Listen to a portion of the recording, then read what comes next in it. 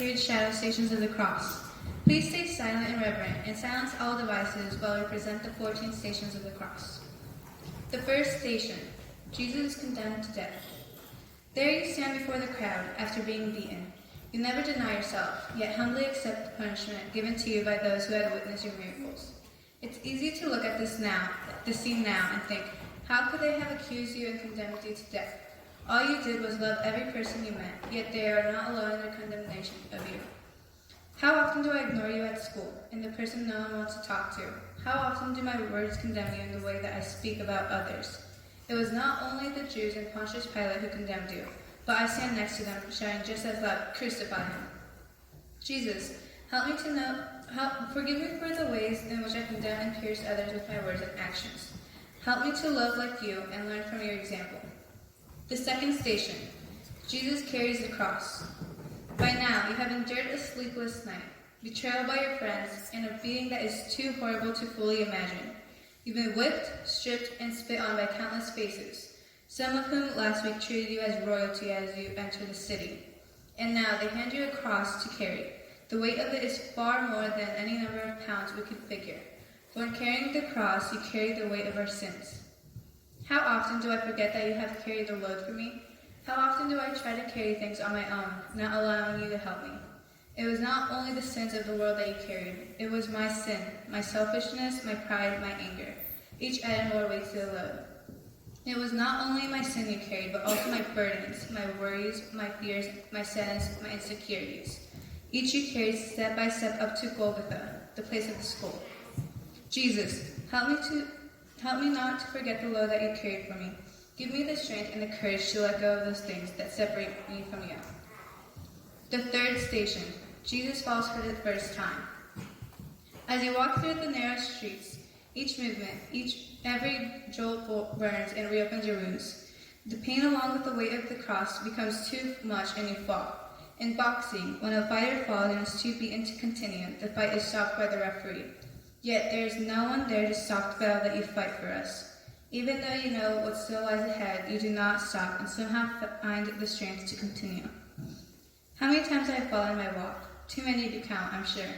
So many times when I fall, I don't feel like getting back up and trying again.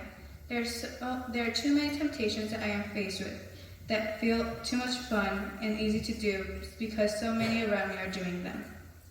Jesus, help me to remember your courage and perseverance when you fell. Give me the courage to get back up when I fall. Help me remember that it is worth to live as you lived.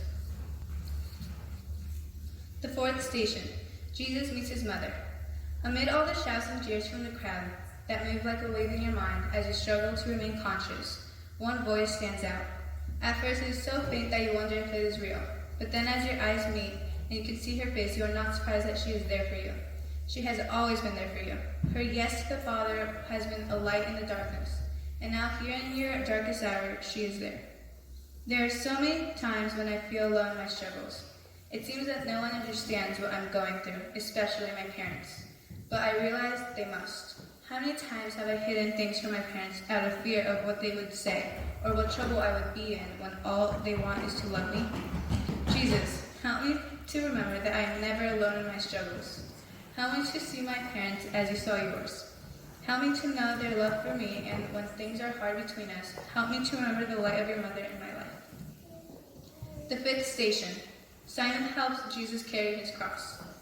The soldiers who had beaten you all day had what appears to be a moment of compassion. Yet instead their selfish motives override their opportunity for charity.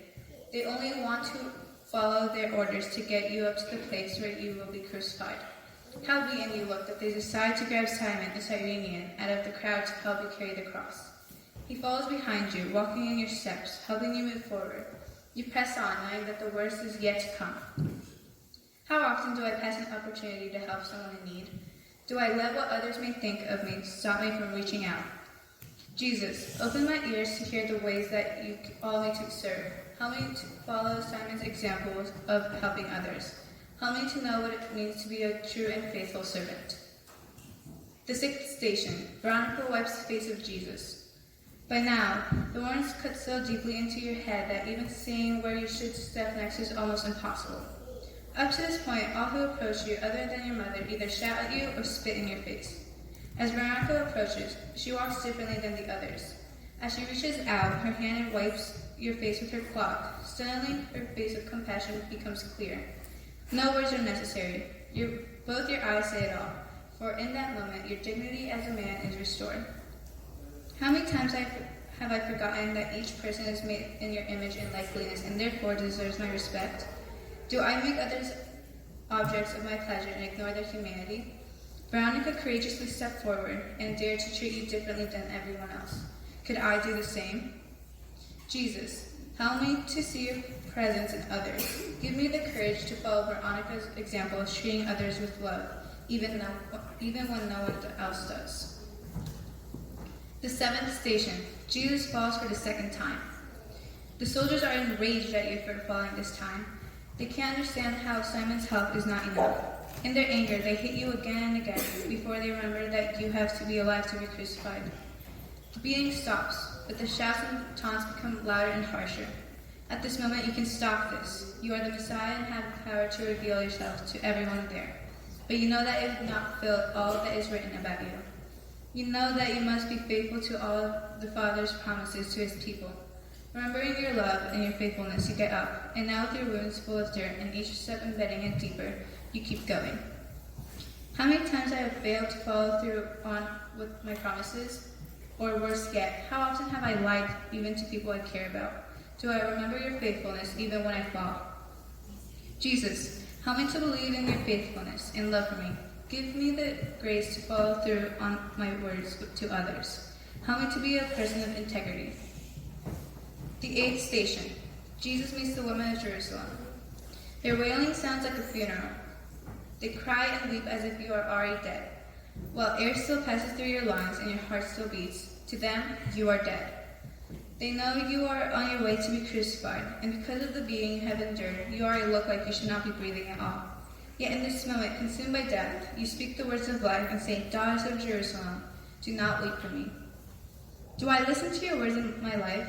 How often have the things I have watched or listened led me away from you? Have I allowed the gospel of life reign in my heart?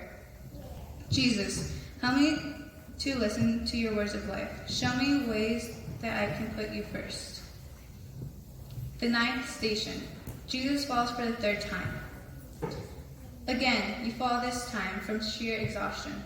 Only your will presses you forward while your body refuses. How difficult it must be to be you, fully God and fully man. God knows that this has to be finished and that it is not yet complete. Man feels excruciating pain and every bone in your body wants to stop here and move no further. Somehow, both join together and you muster the strength to get up. You vow to not fall again because you can see the place they are leading you to. You know the end is close, and so you press on. How many times have I let my flesh win over my spirit? How often have I chosen to sin rather than to follow your way? Was it my sin that became too heavy that you fell for this third time? Jesus, help me to follow your ways. Help me remember your victory over my sin.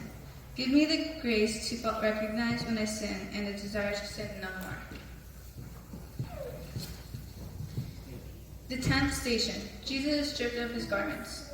In some ways, to get to this point is a relief because you know this is almost over. In other ways, it is terrifying because you know the worst pain possible for man to endure is still waiting for you. By now, your blooded cuts have dried into your garments. Because of this, they act as a layer of skin for you, since so little of your own remains. As a soldier's strip you bear, it is not the nakedness that is painful, but rather the vicious tearing in your skin. The cuts that had closed now reopen. Once again, a river of blood runs all over your body. You are stripped of your dignity as a man, for even animals are given a swifter, less painful death. How often have I judged others by the way they look or what they are wearing? Do I find my own self-worth and self-identity by the clothes I wear or the way I look? Jesus, help me to look past the outside of others. Help me not to judge them by how they look or what they wear. Help me to find my self-worth and identity in you. The 11th station. Jesus is nailed to the cross. Lying down on wood is not foreign to you. The first place you were laid when you came into this world was a wooden manger. There you were laid in love, and now it is out of love that you lay here on this wooden cross. The soldiers pull your right arm out beside you, and then horrific pain flows through your entire body.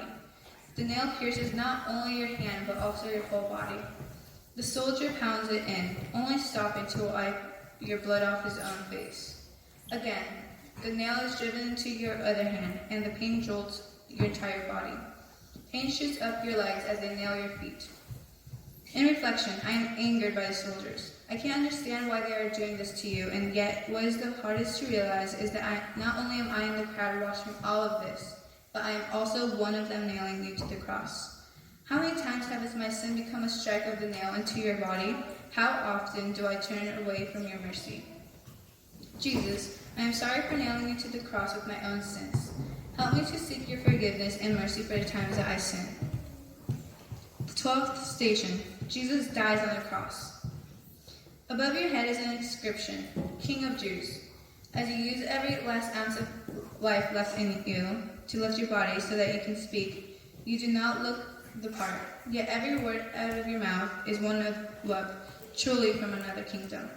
The faces of all humanity must flash before your eyes as one by one you recount whom you are doing this for. And finally you say, Father, into your hands I commend my spirit. It is finished. You breathe your last, and it looks as though this is the end. Jesus, help me never forget your love for me. Help me to know that you died for me. Fill me with comfort in knowing that I never suffered anything you don't understand. The 13th Station. Jesus is taken down from the cross. The first arms that held you in this world are also the last. Your mother was told the sword would pierce her heart the day she presented you as an infant to the Father. And now, as she holds your body that is mangled beyond recognition, she sees not only the man she now holds, but also the child she held and her heart pierced. Your comfort to her will come, but in this moment she has only the Father to be with her in her sorrow and pain. All hope seems gone. How many times have I lost hope in you? How often have I doubted your ability to be God in my life over all things? Jesus, help me to trust in you. Help me to place all of my hope in you and give me peace in knowing that you are Lord over all things. The 14th Station. Jesus is placed in the tomb. You are laid to rest by Joseph of Arimathea, Mary Magdalene, Mary your mother, and a few other women. As your body is anointed, Mary Magdalene remembers your eyes penetrating her heart. Tears stream down her face along with the others, there as you too remember your love. They wrap your body in clean linens and lay it in the new tomb. The stone is rolled over the entrance, and now is surely the end. Up to this point, death is final. While those you have lived with, laughed with, cried with, are in your heightened sorrow, believing all is over, you are conquering sin and death. How many times has sin felt like the end? When I've lost a loved one, it can be so hard to remember your victory. How often do I miss the opportunities to say, I love you, to those special people in my life? Do my family and friends know how I feel about them? Jesus, help me to always remember that death is not the end. Give me the strength to say the words, I love you, to those people in my life that I do love. Help me to love every person, not just in words, but also with my actions. Jesus, I love you, I need you, and I trust you. Amen.